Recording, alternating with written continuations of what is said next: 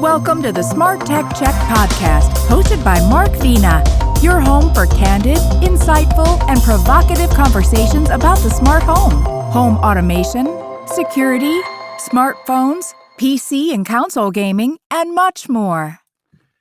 Hello, everyone. My name is Mark Vina, host of the SmartTechCheck podcast. Today is Thursday, May 12th, 2022.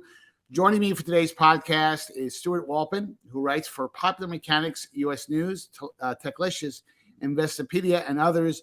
My other two frequent participants on the podcast, Rob Pecoraro and John Quain, are unfortunately on other assignment. But it's great to have Stewart. And Stewart, welcome to the podcast once again. How are you? Oh, I'm glorious and free. The Mets are winning, so all is right with the world. Well, this could be the start of something big. You know, I was thinking now that you're on the podcast by yourself, you know, maybe you do a spinoff like, like Rhoda. Remember, Rhoda was a spinoff from the Tyler Moore show in the 70s. So maybe that happens. You know, maybe I'll plug you and you'll get your own program by yourself. But really, welcome to the podcast. It's been kind of a little bit of a slow news cycle. I mean, some things happen that I want to drill down on, but I have to do this because I'm going to surprise you a bit with this. Wonderful! Story. I'd love to do this to you. I had to bring up the standings. You know, I know the Mets are playing right now. Yeah. But I know you'll know this because you are a baseball historian.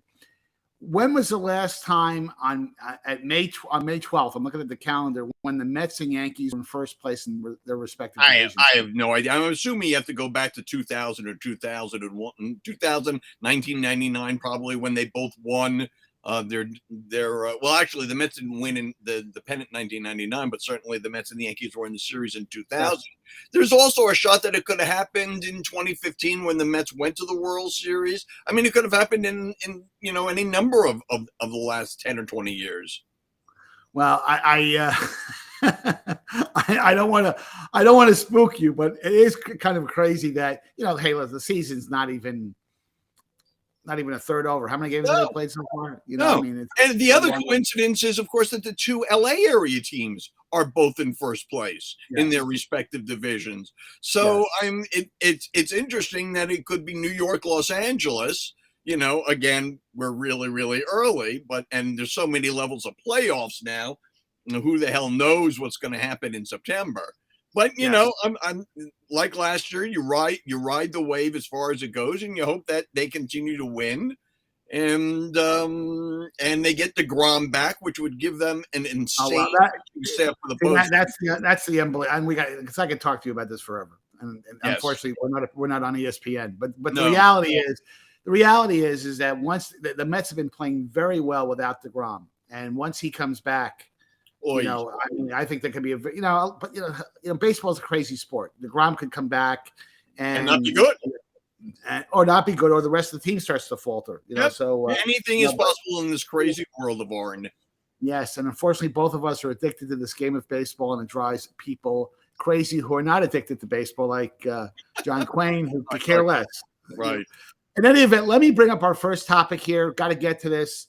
It was kind of a nostalgic week in that Apple finally discontinued its last model of the iconic iPod product line. It really transformed the company as we know it. Not too many people remember that, in that they were kind of on the comeback trail, with their iMac back in the late 90s. That was the really first new product that Steve Jobs kind of brought to marketplace. All those colorful solutions with it had a built-in CRT. It wasn't a LCD like the current iMacs are today. But the iPod really transformed the company in so many ways. So what's your takeaway when you look back at just not the product itself, but how it transformed the company and how it was kind of a wake-up call for the rest of the industry? It wasn't just a singular event for Apple. It was a singular event in the history of technology. Now, we all know that the iPod was not the first digital music player. The first mainstream digital music player was the Diamond Rio. Yes. So I'm blanking on the Rio. Back in late 1998, they sold it. It was $200. It sold for about 400,000.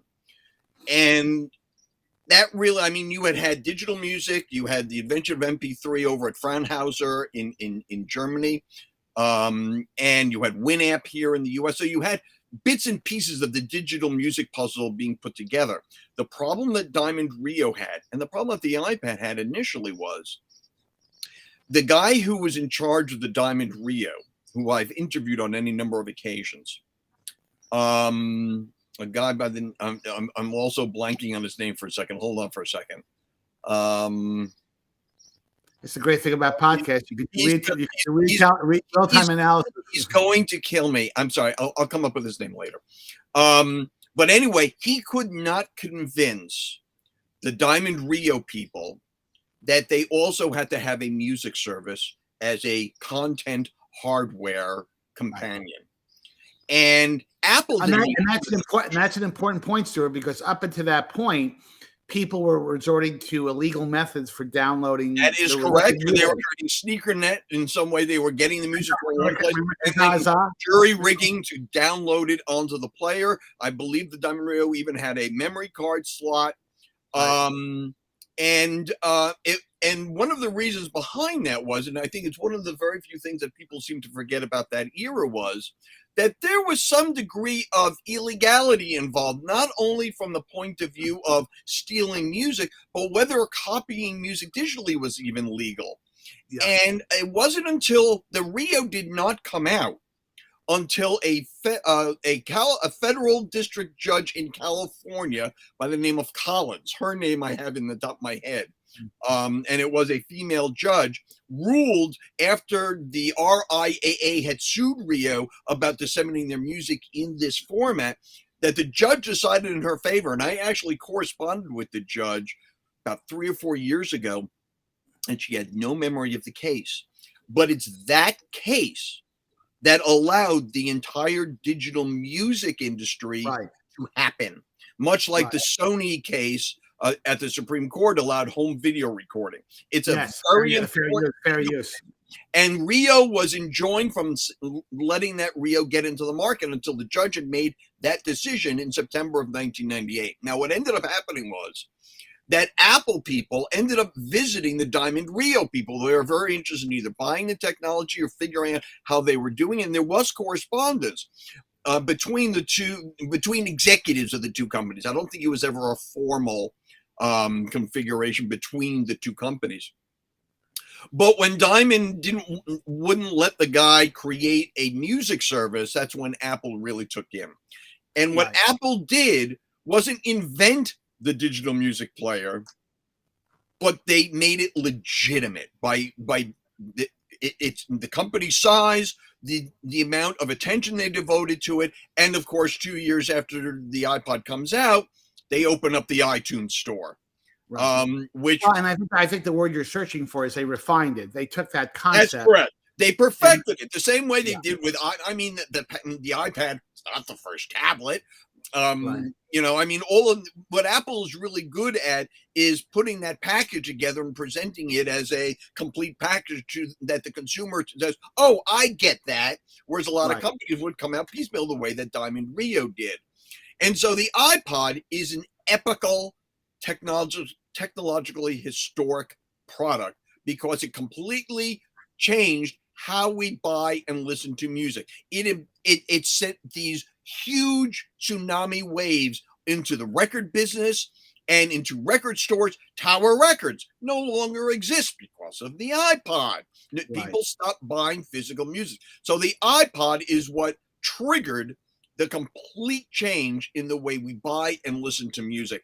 And the fact that it's gone 20 years after its release, again, is nostalgic, but not a surprise, because most technologies like this last about 20 to 25 years. You can go back in history from the radio onward, and these technologies have about a 20 to 25 year lifespan until the next generation comes along and shoves the original into the background. And so that's exactly what's happening here. So it's a sad day, but the idea lives on, because anytime you pick up your phone, you can. It's your iPhone is essentially an iPod. At least that's part of its fortunate functionality. I mean, and I would be remiss because I worked at a company that was responsible for the iconic scroll wheel. You'll recall, Stewart, that up until that time, the physical interface on those devices were, first of all, there was all kinds of different physical iterations.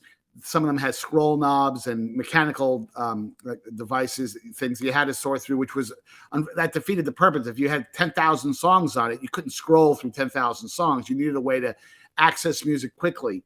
And Synaptics, the company, the legendary human interface company that I ran the PC business for some time, they invented that scroll wheel. And I won't take that would be another podcast in terms of what happened there, but that really essentially put Synaptics on the map. So that they really the Apple magic was they solved the interface problem. How to scroll through thousands of songs very quickly. The design, the industrial design, was a Jonathan Ive special. I mean, it was just a beautiful product from an appearance. Hold on 1 second. Oh, he's going to reach for one. Does he still have one? I do. Oh my God, you still have one. You should hold on to that. It's going to be worth a few bucks. It's right above my shelf in a very very proud space. And you recall the other thing. If you look on, it's so funny. Up at that time, it looks small, but it's a bit bulky compared to having a green screen, but you get the idea here. But if you look on the side, it had a 1394 FireWire interface, which at that time, was bleeding edge for moving songs. If you had to use USB 1.0 at the time, it took an hour to move 50 songs or 100 songs. So, and then of course they solved the business model problem, because up until that point, the music industry was very cagey about these devices because they were, people were going on sites like people, like I said, with Winamp and other software programs allowed to rip your own CDs until Apple finally realized that why don't we put up a store and sell the damn songs? And they legitimized the whole business. They made the record companies rich, quite frankly, because now the record companies could sell, just like ebooks allowed these content providers to sell their content without any costly physical media, and they charged the same stuff for the songs essentially. So their profit margin just went right through the roof. So it happened with the VCR, that the content providers at first fought against it and then realized they would make more money with the new technology than they did before. Right. So history repeating itself.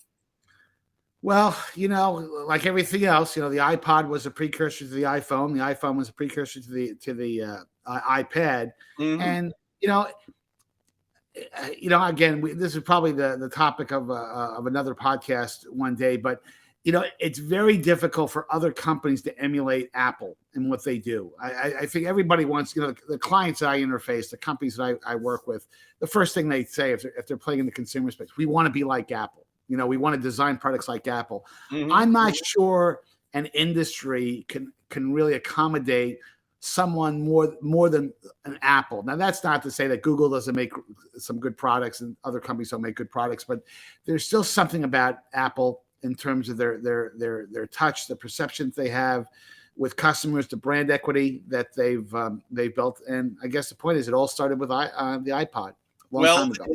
These things always go in one of, to quote George Harrison, all things must pass. People thought the same thing about Kodak, and people thought the same thing about RCA. And these companies are both dust, essentially. Yes. They fun with their brand names. Kodak, talk about a company that had the world by the yin yang. And by the way, and had all access to all the technology. It wasn't that they had the access to it. They invented it. That's my point. The company that invented the digital camera was Kodak. But unlike Apple, which has never been afraid of cannibalizing itself, Kodak was afraid that digital cameras would cannibalize their business. And by the time they realized money off of film processing, correct. By the time it realized what was happening, it was too late. And the same thing to a certain extent happened with RCA. They were the ones that brought the VCR to the United States. The Betamax came out first.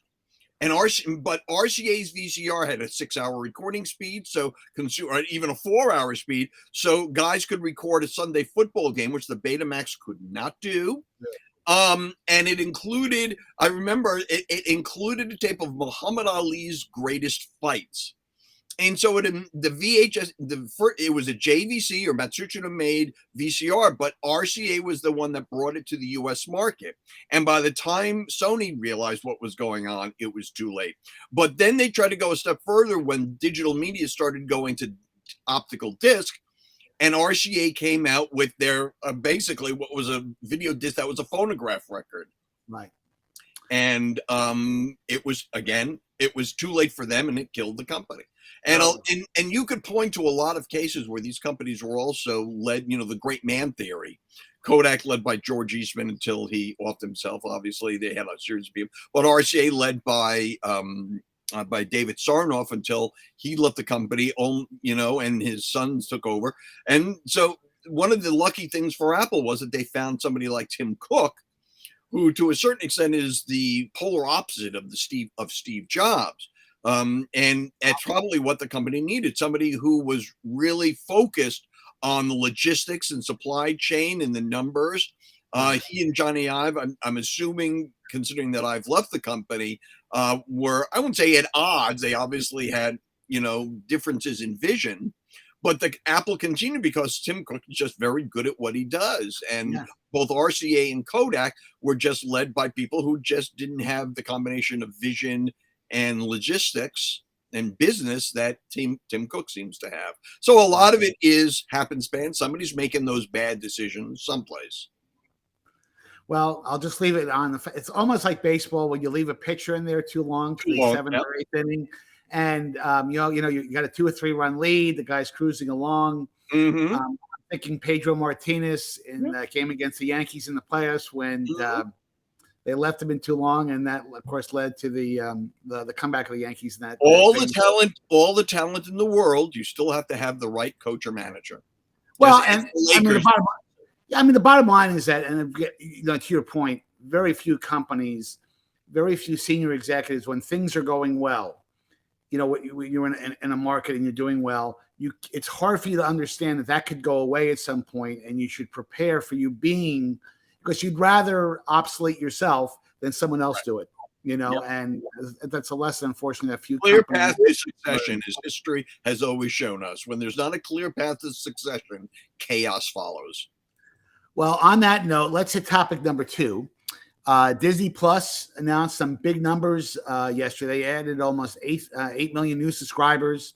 And Netflix is struggling. Let's face it. I mean, we talked about this last week. And I think the interesting thing is, and this is what I want to get your opinion on. I did an interview for Market Watch yesterday, and one of the big topic was, before Disney's earnings came out, Disney Plus's numbers came out, was, hey, is Netflix's issues a sign of things to come for other streamers? And this would suggest, at least in the case of Disney Plus, remember Disney Plus has got Hulu, they've got ESPN Plus, so they've got a couple of major streaming services. Those streaming services saw growth, where Netflix, of course, went the other way. So that would suggest to me that, Netflix is some of their self-inflicted decisions they've made, in terms of upping price over the past several years. That's never always a good thing. They're now in this they're going to crack down on password sharing. Yes, they've announced that they are going to offer an ad-supported service. I wonder if it's too late for that. Honestly, we talked about that last week. Yeah. So, but let me get your view on the whole Disney Plus piece, and I guess the question for you, Stewart, is it the end of plans with just unlimited, not unlimited streaming, but streaming without ads, or will we see every streaming service eventually move to a model where there will be ads? You're going to pay a lower price, but you're going to have to watch ads. The answer to that is yes. And I know that you asked several questions there, and I think this is all entwined. First and overarching, I think Netflix suffers from the arrogance of the pioneer. Almost all pioneering companies think that because they started it, that they are going to be dominant for a long period of time. This is the same thing that happened with IBM. when they first came out with the IBM PC. They thought they would own this market, not realizing that by making a machine that anybody could copy, like Kevin O'Reilly says on Shark Tank, anybody can make one of these. Why should I invest in you? The same thing happened to Sony, who had for years this not invented here attitude that when anybody came out with a new format, they came out with a competing format because they thought they were so big that they didn't have to comply with all the other formats being put out there. Just look at what Disney has done and why Disney is growing and why Netflix isn't. This is so easy as a second point. You can get a package with no ads of Disney Plus, Hulu, and ESPN for less money for all three of those than for one Netflix subscription. Let me see. I can get three services for less than the price of one. Why would this even be a decision on any consumer's part? Right. Is Netflix offering the great content that would justify it? Debatable. Maybe. Debatable. But you're still faced with this 3-for-1 contrast as a consumer with a limited budget. And I mean, there have been multiple studies that say what would be the tipping point for how many services consumers are willing to subscribe to. So, for instance, the same thing you have with Amazon Prime. You don't only get Amazon Prime, but you could also get Paramount Plus from Amazon Prime instead of having to dial into a separate service. And so I think the trend here is not towards ad-supported services, which may very well happen as more and more of these services come to market. I think what's going to happen and is already happening is consolidation. Not only the Disney, Hulu, ESPN, not only Amazon Prime and Paramount Plus and whomever else that they've absorbed into Amazon Prime is providing it, but also Warner and Discovery. I mean, both of those companies discovered very early that HBO Max and Discovery Plus were not going to make it as individual services, so they're going to put those together. So I think that consolidation is going to be the major trend in the streaming wars, not only because it makes economic sense for these providers to sort of group together, but it's a much friendlier atmosphere, the consumer, to make a buying choice. If I can get 7 different services, and that, let's say I got HBO and HBO Max and Discovery. I've got 2 there. I've got Amazon Prime and Paramount Plus, and I've got the Disney, Hulu, ESPN package. I'm now only subscribing to 3 things for just a little more money than I'm paying just for Netflix by itself. So from a consumer economic point of view, being able to buy all that stuff condensed into packages instead of buying to each one individually. So I think what Netflix has to do is not only do an ad-supported, but they really do need to find somebody to partner with. Yeah, no. And I will say a thing, because, this is the second week in a row you've actually said something insightful. Don't get used to it. No, but no, the point you made, I think, is a good one, because, right now the U.S. economy is headed into very troubling times. We may indeed be in a recession and we don't know it. Inflation is out of control. And at some point, people, you know how people, hey, if I can't afford to buy butter or milk or a steak or meat for their kids, or God forbid baby formula if you can find it, people are going to have to cut back on streaming services. They're already doing that because there's been an overload of content. Yes, you cut down on the luxuries. This is a very typical economic situation. So I absolutely believe that's true. But I also will say, and I was out of town for the last few days going to a wedding, a family wedding on the East Coast. Saw a lot of family that I haven't seen in probably since the pandemic. And we had a conversation actually about streaming and Netflix. And these are people that are not in the tech space. These are people who are very much mainstream civilians users. Yes, civilians, as we like to characterize them as. And a lot of them, and I don't know how this is obviously not scientific. People had a few drinks, so who knows? But Netflix specifically has started to get a little bit of a reputation of having content that's not as compelling as it was a few years ago. I mean, there were certain programs that really put Netflix on the map, original programming. And a lot of the content they've fed over the last couple of years, and again, I don't want to take sides, but a lot of it was woke. And again, I'm not to get into that discussion, but Good. You know, Disney has a built-in audience. You know, people like sports, which is why ESPN Plus is doing quite well. You know, sports always ranks up number 1 or 2 as, hey, in addition to local news, it's kind of the things that people really want, you know, and have regular access to. But I think you're absolutely right, Stewart. I think that they need a partner. They need to diversify their content because right now, you know, and God knows they can do really good content. You know, I don't want to obviously try to, you know, throw,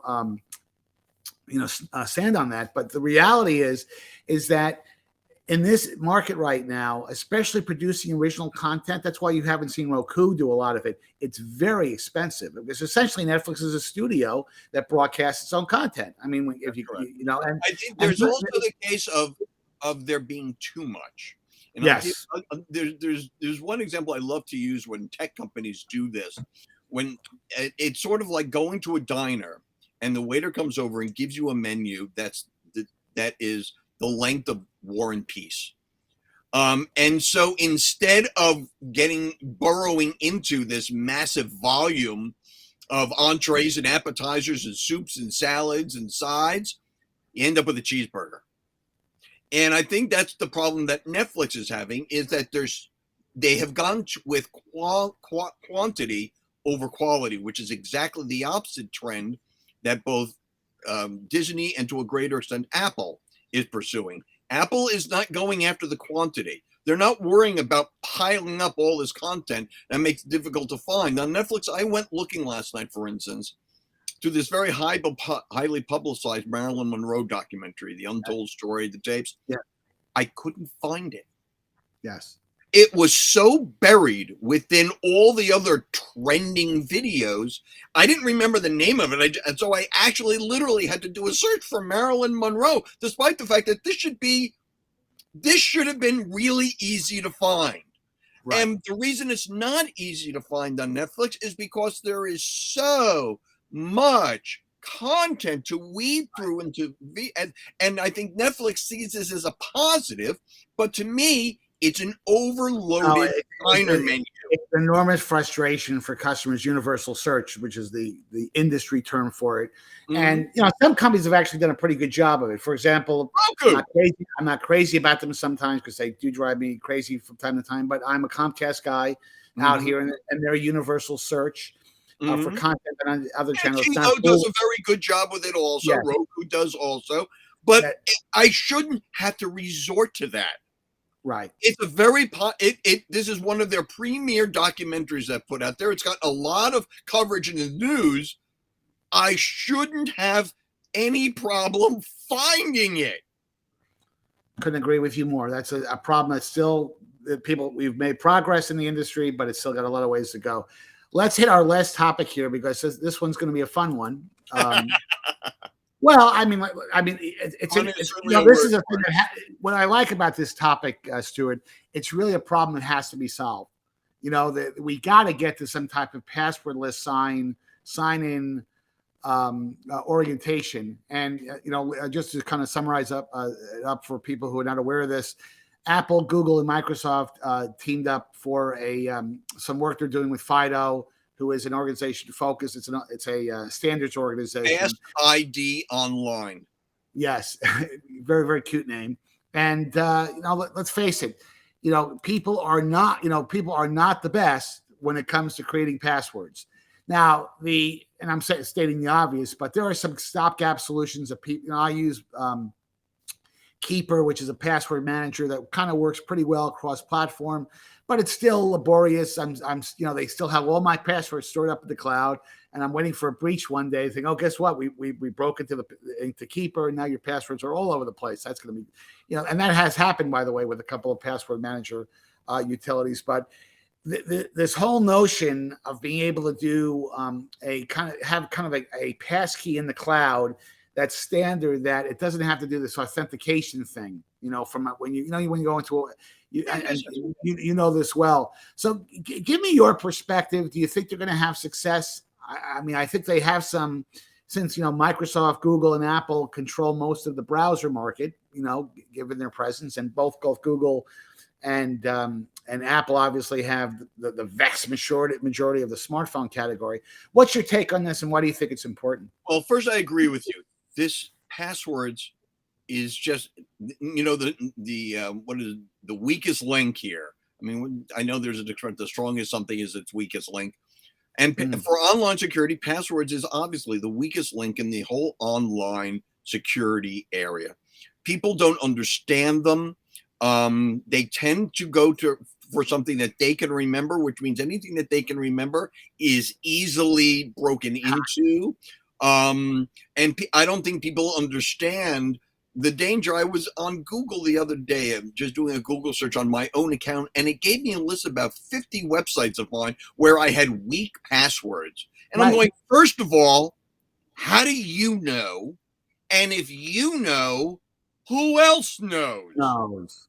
And I literally took 2 days to go through all of those sites that said I had a weak password, which scared the bejesus out of me that Google knew that I had weak passwords.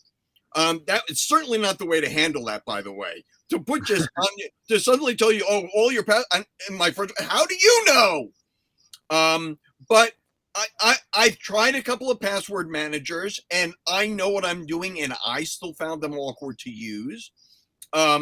Finally, I just reverted to, I have an Apple, so I use Notes. I list all my passwords in a note, and I password protect that file. It's not an elegant solution, but at least I only have one general email to remember, and all my other ones are protected behind this one, which I think is a pretty good, password. I do the spreadsheet thing where, before I started using Keeper, I had everything in a password protected spreadsheet. But that's laborious. You have to remember. I've tried a couple of the password managers, and I just found them too difficult to use. I wasn't sure what they were actually, and in actual usage of some of them, they weren't remembering my passwords to begin with. Right. So it is a major problem. But the FIDO solution, I love the idea that these three major companies are doing it, but I think there are so many problems that they're going to face. The first and foremost is the fact that you're now requiring a consumer to have two devices with you at all times. Mm-hmm. That's the one thing. The second thing is, what if you lose your phone gets stolen? That's the problem. That's a problem. The third issue is what is going to verify your use of a phone? You're out and about. You have no other devices with you. You just have your phone. What other device are you going to have to use to verify a password on your phone, which is the only device that you're carrying? Is this going to require me to carry a key fob of some point with a fingerprint reader on it as a secondary authentication device? The third thing is, great, you have Apple, Google, and Microsoft. What about Firefox? What about DuckDuckGo? What about all the other browsers? What about Opera? What about all of these other browsers that a lot of people use? Are these three companies doing this to sort of form, a conglomerate, a 19th century robber baron situation where you form a monopoly? Now, so FIDO has to either get these other guys involved, the Firefoxes and the DuckDuckGos of the world, to get them involved in this also. So it's not just these three guys dictating how the rest of this is going to work. So there's that piece. And then the final piece is convincing consumers that this is a good idea, that you now have to carry a secondary device. Having been in this business a long time, I actually did sort of an informal study of product marketers and designers. And there's a sort of a universal thing. What's the most important thing to a consumer when considering a new piece of technology? It is not price. It is convenience. Convenience is the biggest factor in a consumer's decision to adopt a new technology. And if you're going to ask a consumer to now carry two devices instead of one, that is the opposite of convenience. Even if it solves such a major problem, I think that the general consuming mainstream population is going to be resistant to being told they now have to carry two devices. So I think I think it's a great idea, but I think the practicality of it, just based on my experience in this industry, they're going to have a problem selling this to the general public. Well, the counter argument is that how many people have smartphones? What's the market percentage? I mean, it's the bulk of the market. The flip phones have disappeared. They're more convenient than because before they are. The case can be made that the reason the uptake was so strong because people realized the convenience of being able to carry the one device in their pocket that did everything, which was part of Steve Jobs' initial iPhone pitch. It's all these things in your pocket at once instead of you having to carry a separate computer with you to check your email. So that's the smartphone is a way more convenient device that offered a great deal of consumer convenience. The same thing with DVD versus Laserdisc. It was smaller, therefore more convenient. Same thing with the CD. It didn't record, but it was easier to carry around than a tape, which would melt on your dashboard or the tape would get eaten up. All of these new devices that took over from old ones, the primary factor in their consumer uptake was a bit more convenient product. You may be able to find exceptions, but generally speaking, it is convenience that rules in mainstream consumer adoption. And if you're telling a consumer now you have to carry two devices, that is the opposite of more convenient. I applaud their efforts. I will remain skeptical as to the two device solution. Right. No, it's they kind of sort of do that right now. There's some methods that employ that. There's some really old-fashioned methods where, and I'm sure you've done this, where if you want to make a financial transaction on Zelle or others, it will send a text message to your phone. That's not using biometrics. It's just a simple text message for a 4 or 5 digit number. But the case is being made in that case that's not secure either. Because no, it's not. The system isn't exactly secure. So what they're trying to do is get past that to make it much more of a blockchain kind of situation where you could be sending stuff and anybody who might and it's based on a face scan or a fingerprint. But we could talk about this forever. I personally think it's a step in the right direction. Oh, I agree. I think it's always nice to see cooperation between Google, Microsoft, and Apple because they generally have competing interests. But I do think the point you just made, there are browsers out there they don't have, that they don't have obviously the kind of share those other 3 companies have with their respective browsers. But those browsers have lots and lots of respect and popularity with people who are looking for privacy, and DuckDuckGo obviously is obviously a big one. But anyway, we could talk about this forever, Stewart. And but we got to close. We got to wrap things up. By the way, before you go, yes, Diamond Rio executive was David Watkins. David, I apologize for not remembering your name. David Watkins was the guy who shepherded the Diamond Rio into existence and fought with the Diamond people to get them to get into a content situation like iTunes and couldn't convince them. David Watkins. Thank you, David. I'm sure David will appreciate your shout out for him. But Stewart, thanks for taking the time to join me for today's podcast. For our viewing and listening audience, thanks for making the SmartTechCheck podcast part of your day or commute. Please make sure that you hit the like and subscribe buttons at the end of today's podcast. And don't forget to follow me on Twitter at Mark Vina Tech Guide. If you haven't already, please make a donation to the Red Cross or your preferred charitable organization to help the brave people of Ukraine in their time of need. And until next time, everyone, have a great week. And again, Stewart, thanks very much.